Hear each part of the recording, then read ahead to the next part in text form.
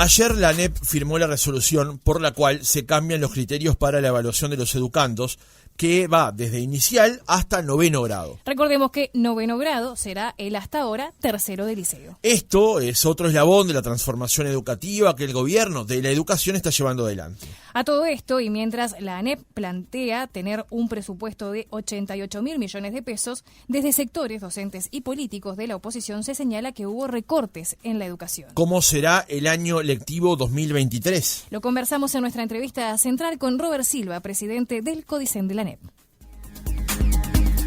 Silva, ¿cómo le va? Buenos días, gracias por atendernos. ¿Qué tal? Un gusto estar conversando con ustedes. El gusto es nuestro.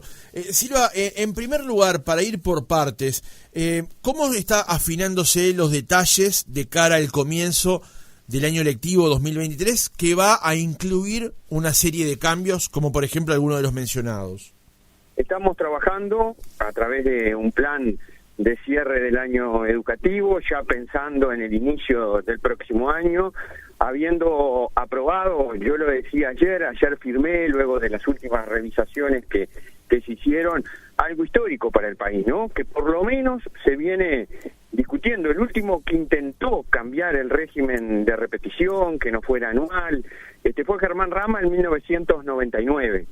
Y desde ese momento el país ha venido discutiendo el tema de la evaluación, sabiendo que la evaluación a través exclusivamente o principalmente desde la repetición todos los años no es un mecanismo pertinente, no es adecuado, incentiva la desmotivación, el abandono y el fracaso educativo de muchos de nuestros jóvenes en situaciones de vulnerabilidad. Entonces firmamos eso, aprobamos el nuevo reglamento de evaluación que tiene otras características y las podremos conversar, el nuevo plan de educación básica integrada, tratando de minimizar esa división histórica que el sistema educativo tiene, la primaria por un lado, los liceos por otro, la UTU por otro, poniendo centralidad en el estudiante y en su aprendizaje, y en definitiva aprobamos un plan de educación básica que va desde los 3 años a los 15, que es lo que el mundo avanza, y en materia de planes y programas se refiere. Aprobamos nuevos contenidos, nuevos programas, más de 120 programas y orientaciones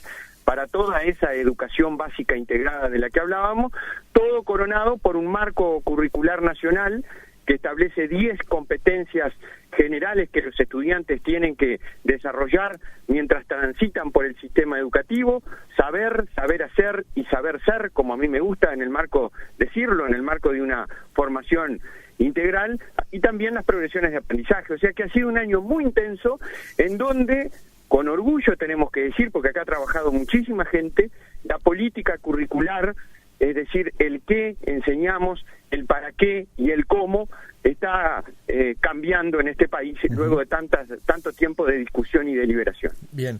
Silva, hablando llano, para el año que viene, para 2023, ¿cómo es la escala de evaluación para los educandos? Se lo planteo porque en Uruguay hemos ido y venido con este tema. Del 1 al 6, del 1 al 12, del 1 al 10. ¿Cómo se plantea para 2023? Asociamos mucho la evaluación a la calificación y por eso nosotros resolvimos mantener la calificación. Los sistemas más avanzados van hacia una evaluación que sea conceptual, que tenga niveles de logro de los estudiantes a medida que van obteniendo lo que se espera de los mismos según el criterio establecido en cada nivel educativo. Y por eso nosotros tenemos una nueva escala de evaluación que tiene 5 niveles, que va desde el nivel mínimo hasta el nivel destacado, en donde en definitiva también esa escala, nivel mínimo, nivel escaso, nivel medio y nivel suficiente y nivel destacado, van unidas a calificaciones del 1 al 10.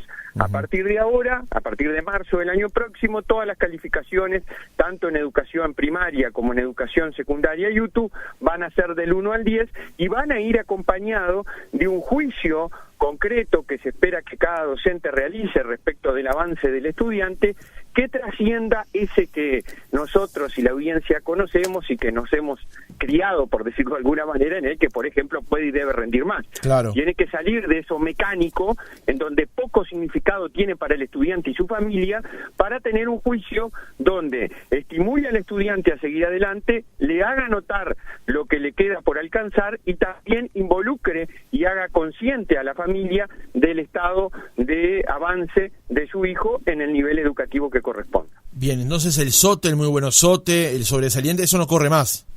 Vamos a ir del 1 al 10. Bien, perfecto. El mínimo, entonces, Silva, sería el no aprobado, sería el 5.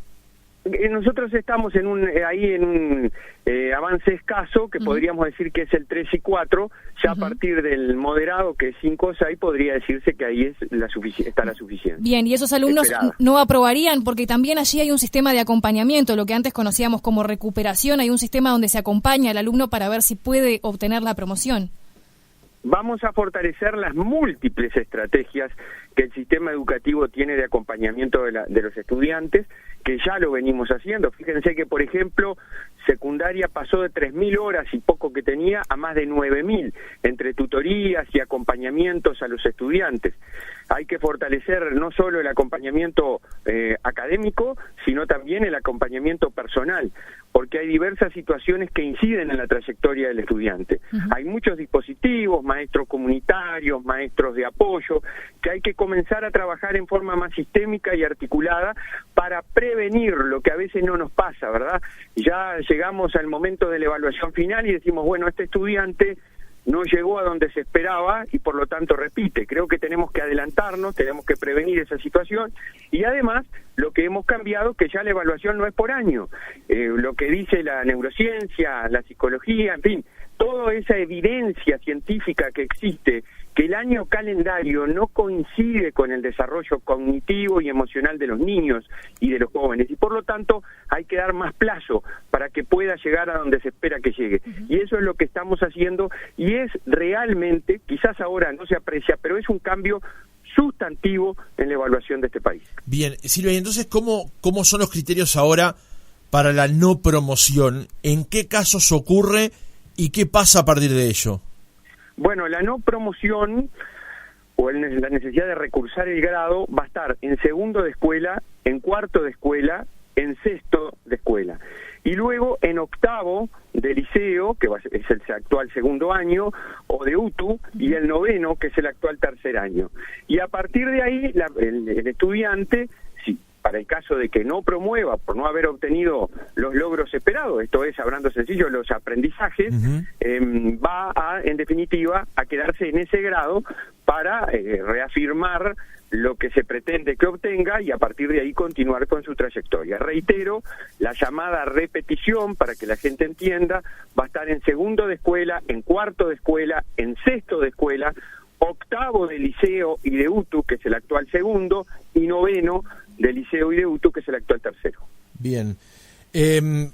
Nos están llegando muchas preguntas de parte de la audiencia. Le paso una, Silva. ¿Qué pasa con los chicos que vienen transitando ciclo básico, lo que sería ahora séptimo, octavo y noveno? Se lo planteo en estos términos. Un adolescente de 12 que acaba de cumplir 13, aprueba primer año de liceo hoy, pasa a octavo grado, pasa a segundo por el plan que está cursando. ¿Cómo es eso? Pasa a octavo por el plan 2023. Nosotros hemos procurado con los equipos técnicos que han trabajado de que exista coherencia curricular y que los aprendizajes fundamentales que los estudiantes tienen que tener continúen en el plan nuevo, en el plan 2023 que comenzamos el año próximo. Por lo tanto, un estudiante de primero de liceo o de primero de UTU va a pasar a octavo grado a partir de este plan 2023, teniendo la secuencia en cuanto a los aprendizajes, a los conocimientos que tiene que desarrollar. Eso fue especialmente previsto por los equipos técnicos y ha sido considerado. Bien, Silva, le traslado otra pregunta de un oyente que nos acaba de llegar, que nos consulta si va a haber alguna especie de manual para que los padres podamos cerciorarnos de todos estos cambios. Sí, estamos elaborando un documento, sin perjuicio de que en www.anep.edu.uy tienen los documentos, entendemos que son documentos técnicos. Claro. Estamos en definitiva elaborando todo un proceso que refiere a este tema y lo vamos a distribuir prontamente a principio del año o esperemos un poco antes. Bien. Silva, cuando yo arranqué primero el liceo en el 95 había una serie de materias: geografía, matemática, historia, educación física, algunas que me iba mal, otras que me iban más o menos. Ujú. ¿Cómo es el proceso ahora? ¿Hay materias? ¿Sigue siendo por la misma razón de cada profesor? Esto hablando de séptimo, octavo y noveno grado. Sí, nosotros vamos a trabajar a través de los espacios que están establecidos, eso es un cambio. Miren, yo digo que acá nosotros tenemos un cambio sustantivo en el qué enseñamos y en el para qué. Y para eso está el marco curricular, están los nuevos contenidos en los nuevos programas. Pero hay una cosa que es bien significativa e importante que también estamos trabajando para que se concrete el cambio, que es el cómo. Es decir, cómo un docente, cómo un profesor, cómo un maestro aborda el proceso de enseñanza para impactar en los aprendizajes de los estudiantes. Y para que la gente lo entienda, si nosotros seguimos, como a veces pasa lamentablemente, con viejas prácticas en donde el docente toma y repite lo que leyó desde hace tanto tiempo, en forma consecutiva, año tras año, a los estudiantes que están pasivamente sentados en un banco y replican, escriben, toman nota y luego lo reproducen memorísticamente en un escrito una vez por mes, estamos en problemas. La educación y la forma de enseñar de los tiempos que corren implica trabajar por proyecto, implica trabajar a través de debates, a través de la resolución de situaciones problemas, con activa participación de los estudiantes, de manera interdisciplinar. Muchos de nosotros estamos acostumbrados porque trabajamos en UTU y lo hacemos desde hace tanto tiempo, ¿verdad? Las distintas asignaturas relacionadas entre sí, cada una aportando los conocimientos que le da al estudiante para la resolución de un problema que se plantea en un caso concreto, por ejemplo, los torneos de debate, en fin, una cantidad de lo que se llama metodologías activas que hay que emplear. Entonces, ahí va a haber un cambio significativo, porque las asignaturas van a trabajar desde los espacios, por ejemplo, el espacio social humanístico, en donde se van a interrelacionar las distintas disciplinas, y a su vez, a través de estas metodologías de las cuales hablaba. Y también, para que se sepa, el año que viene hay cosas distintas. Por ejemplo, hay un fuerte énfasis en ciencias de la computación, en los 3 niveles, en séptimo, en octavo y noveno, con distintos énfasis. Por ejemplo, la programación, la robótica, en aquella concepción de que el ciudadano del siglo XXI no solo tiene que saber manejar un dispositivo, sino relacionarse y convivir con la tecnología, porque la misma incide en cada vez más aspectos de su vida actual y futura. También van a estar las ciencias del ambiente con distintos énfasis para concientizar a las futuras generaciones del tema sustantivo que es el ambiente y el desarrollo sostenible. También lo que tiene que ver con otras disciplinas como la comunicación en general, más allá del aprendizaje que es significativo obviamente de la lengua española. Entre otras propuestas, el trabajo por talleres, con énfasis en ciencia, con énfasis en arte, en fin, esos son en líneas generales los cambios que tenemos y que comenzamos a desarrollar a partir de marzo próximo. Bien, pero se lo planteo entonces de otra manera, Silva. Por ejemplo, el primer día del año lectivo del año que viene, cuando un chico vaya a séptimo u octavo. Antes, cuando yo iba al liceo, había primera y segunda matemáticas, tercera geografía, cuarta historia y ya después capaz que dibujo. ¿Cómo va a ser el año que viene en esa dinámica? Tu pregunta sencilla sería, ¿las asignaturas van a seguir existiendo? Y la respuesta sencilla es sí, van a seguir existiendo. Bien, perfecto. Bien, Silva, le quería consultar ahora sobre, la comunicación, cómo ha sido, si entiende que la comunicación, sobre todo con la parte docente, ha sido buena, y se lo consulto porque justamente nos llegan consultas sobre si se le ha trasladado estos cambios, por ejemplo, a los alumnos. Bueno, nosotros hemos tenido diversos ámbitos con docentes y también con los estudiantes. Este ha sido un proceso que, contrariamente a lo que algunos generadores de tantos relatos a través del tiempo llevan adelante, no comenzó ahora. Comenzó en agosto del año 2020, cuando nosotros presentamos nuestro plan de desarrollo educativo al Parlamento. Y a partir de ese momento comenzamos una serie de acciones, se aprobó un cronograma y un calendario donde hubo diversas y múltiples participaciones de distintos actores, no solo de docentes. Lo aprobamos en junio del 2021 y hoy, en diciembre del 2022, estamos concretando este proceso.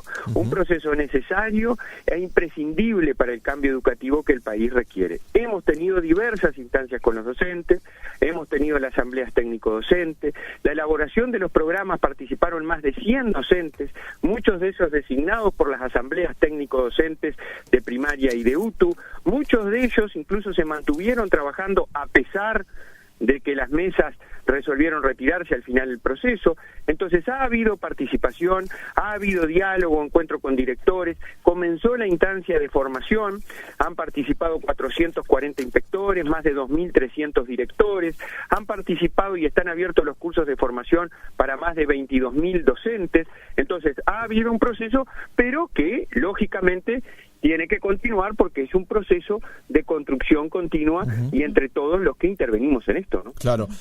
Silva, nos llegan varias preguntas, como le decía, y se la traslado ni bien como llegan, digamos. Un joven que acaba de aprobar sexto de escuela y va a pasar a séptimo, ¿va a ir al mismo local?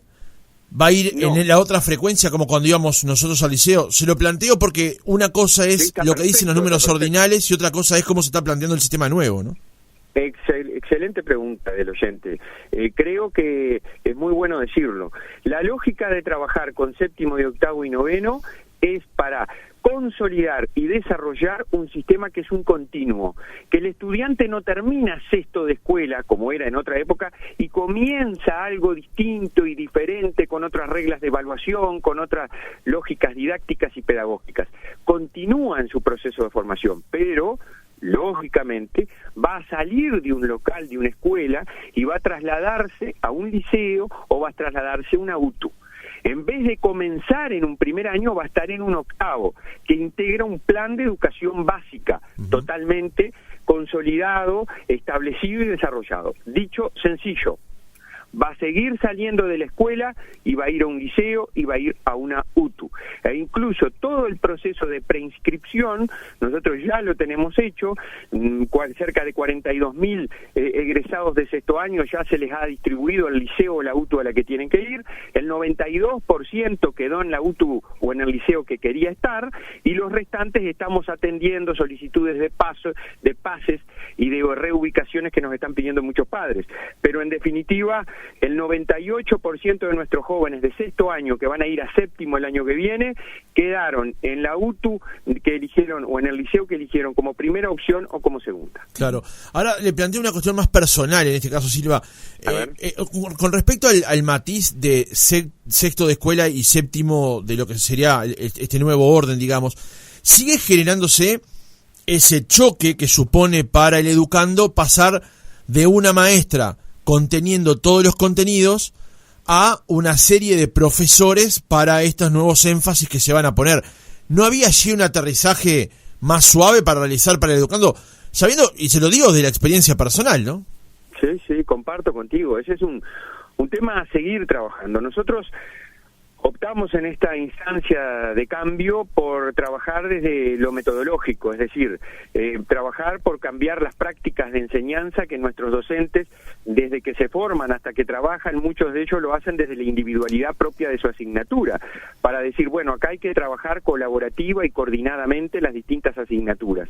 También estamos impactando en quinto y en sexto de escuela para que los maestros también trabajen desde áreas, ¿verdad? Ciencias naturales, ciencias sociales, la lengua, la matemática, y pueda comenzar a consolidarse un proceso de rotación de maestros en la misma escuela o entre escuelas, que podría ser algo a explorar a futuro, para consolidar ese proceso de amalgamiento y de acompañamiento del estudiante, y para que el cambio, que es el gran problema que el Uruguay tiene, no sea, como tú dices, tan dramático o traumático, que sale de una sola maestra, y si bien nosotros ahora bajamos a 9 asignaturas en séptimo grado, eran 13 antes, ahora son 9, más talleres, bueno, no sea tan dramático. Es un proceso de trabajo que lo comenzamos en marzo y que hay que continuarlo. Claro. Comparto que es algo desafiante a futuro y que tenemos que avanzar tal como tú dices, porque si tú te fijas, mira, en sexto año de escuela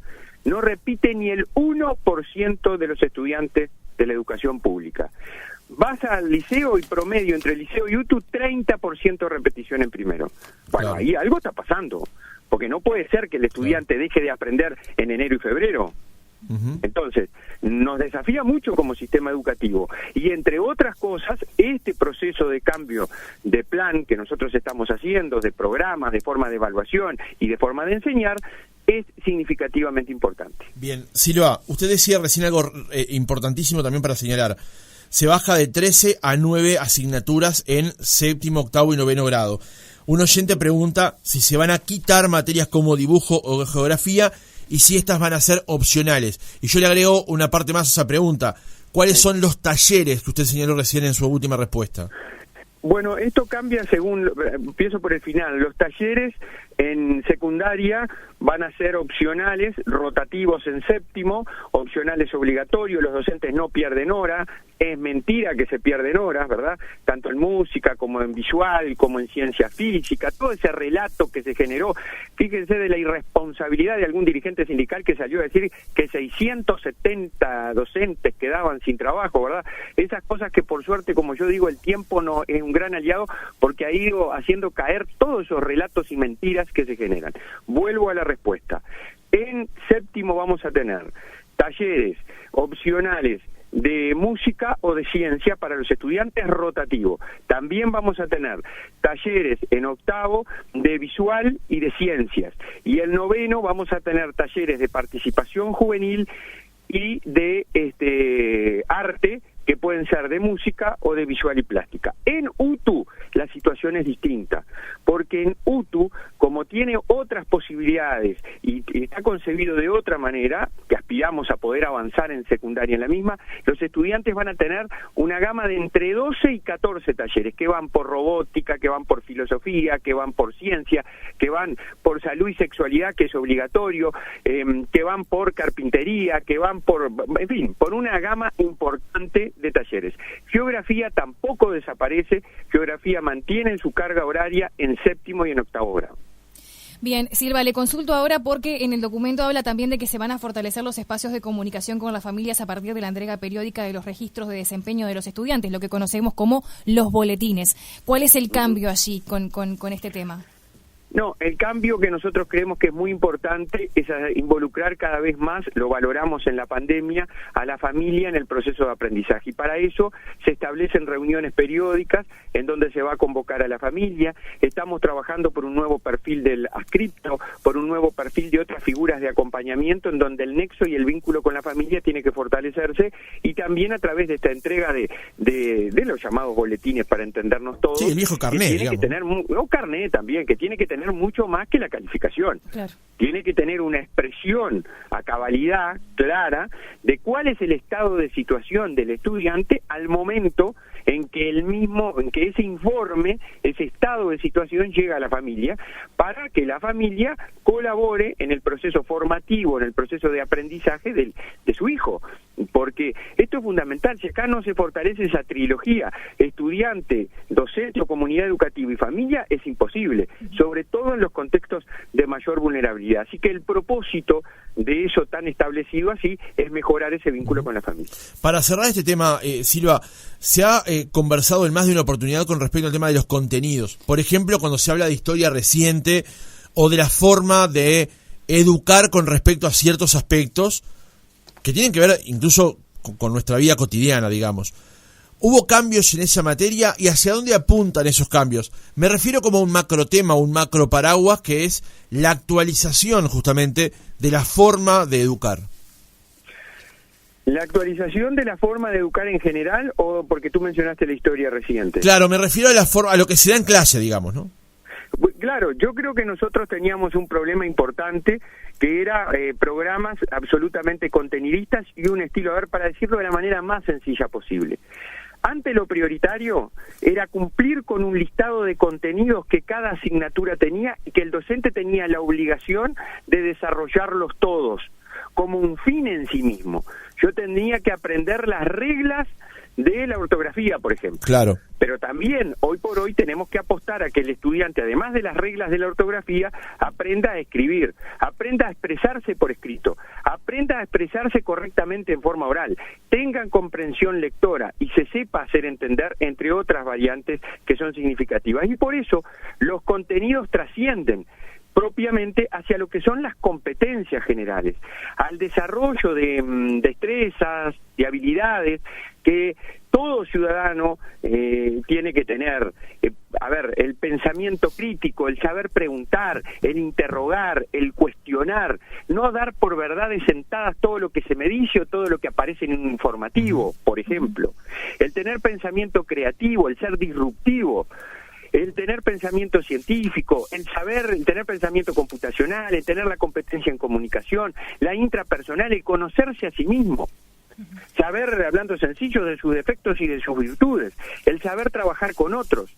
Entonces, los contenidos de las distintas asignaturas tienen un valor en sí mismo para generar conocimientos, pero el conjunto de conocimiento que los estudiantes obtienen en la educación tiene que apuntar al desarrollo de esas competencias. Por eso nosotros decimos que hay que saber y hay que saber hacer, como pasa a ver en las evaluaciones internacionales, que el país participa y lo hace desde el 2003 en forma ininterrumpida. Se presentan situaciones para que el estudiante las resuelva a través de lo que sabe, cómo pasa en la vida, ni más ni menos. Nosotros en la vida tenemos un conjunto de problemas, de situaciones a resolver, y lo hacemos a partir de lo que sabemos. Y la educación cada vez tiene que apuntar a que desde su propia esencia logre ese cometido. Bien, Silva, le consulto, ahora le cambio un poco de tema y le consulto por la parte presupuestal, porque ha sido cuestionado el tema de si existen el presupuesto necesario para llevar a cabo esta transformación educativa. De hecho, el lunes, EDUI 21 publicaba un comunicado donde anunciaba el cese de su actividad como agrupación, y allí en su carta, uno de los puntos que planteaban era justamente esto, que se identificaban problemas de dificultades presupuestales. La consulta es: ¿existe el presupuesto suficiente para llevar adelante esta transformación educativa? Nosotros hemos tenido la asignación presupuestal de lo que hemos solicitado para esta primera etapa de la transformación, tanto para los centros María Espínola, como para la transformación curricular, como para los acompañamientos que necesitamos, o sea que los recursos están. Uh-huh. Yo aprendí con un grande que fue Germán Rama, que ayer recordamos 2 años de su fallecimiento, lamentablemente, que para educación siempre se precisa más plata. También se precisa en la ANEP, con sus 88.000 millones de pesos, administrar mejor los recursos que tiene y optimizar el uso, porque hay muchos recursos que no son correctamente utilizados y estamos trabajando en ese sentido. Pero sí se requieren más recursos, pero lo que necesitamos para comenzar la transformación curricular en marzo y para extender los centros Espínola está dentro de los recursos que tenemos y las previsiones presupuestales existen. O sea que con el dinero que hay hoy se puede llevar la transformación educativa adelante. Tenemos la instancia de junio del año que viene, que hay una nueva rendición de cuentas y esperamos tener refuerzos. Bien. Unos últimos temas, Silva. Con respecto al tema elección de horas docentes, en Uruguay siempre fue un problema. Primero por la cantidad y segundo por las formas. Justamente esos dos aspectos cambiaron para este año. ¿Cómo se viene desarrollando? Excelente, excelente. La verdad que estamos muy contentos porque la transformación educativa también trajo esto que se discutía hace tanto tiempo en el país. Primero, secundaria está terminando con las aglomeraciones, las maratones de horas de los docentes hacinados en salones esperando para ver qué le pasaba el año siguiente. Y está con una elección virtual en los 19 departamentos, en donde en definitiva logra dar decoro y dar profesionalismo a la elección de horas. También, algo bien significativo, otro reclamo hace muchísimos años y que la audiencia lo debe tener clarísimo.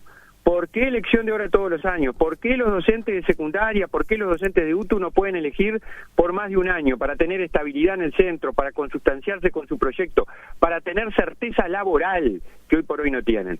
Bueno, los docentes efectivos en 6 departamentos, en más de 100 establecimientos públicos, están eligiendo por 3 años, lo cual es un hito bien importante y se incluye también a los centros María Espínola de tiempo completo, Liceo y UTU.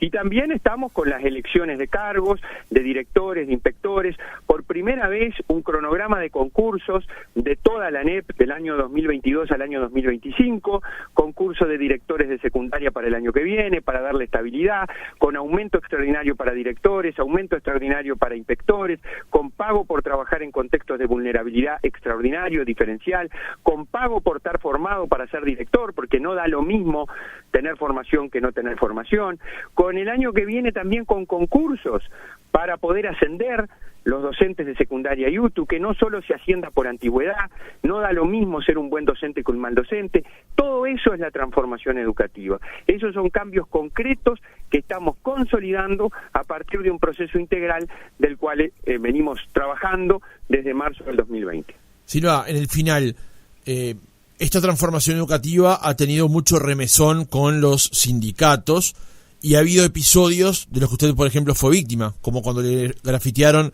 su casa o aquellos episodios en el Cerro de Montevideo. La pregunta en el cierre de la entrevista es: ¿qué comienzo de año lectivo usted prevé para el año que viene, en razón de las diferencias que hay hoy entre el gobierno de la educación y algunos sindicatos de la educación?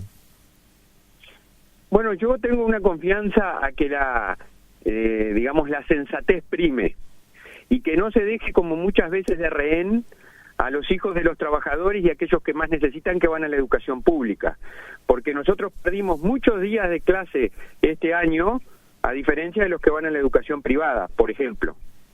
Entonces, antes de tomar una medida extrema que paraliza y afecta a partir del accionar de unos pocos a miles, el reclamo de cordura, de sensatez, de procurar caminos de encuentro y de diálogo. De que por más que se diga que la educación se privatiza, hemos demostrado con los hechos que eso no es cierto. Que por más que se diga que la educación se mercantiliza y que se la subordina al mundo del trabajo, también hemos demostrado que no es cierto, aunque reivindicamos la necesaria relación entre la educación y el trabajo, porque tiene que, en definitiva, darle herramientas a los estudiantes para poder ser en la vida lo que quieren ser. Y para poder ser en la vida lo que quieren ser, hay que saber tener destrezas para poder desarrollarse en distintos ámbitos laborales.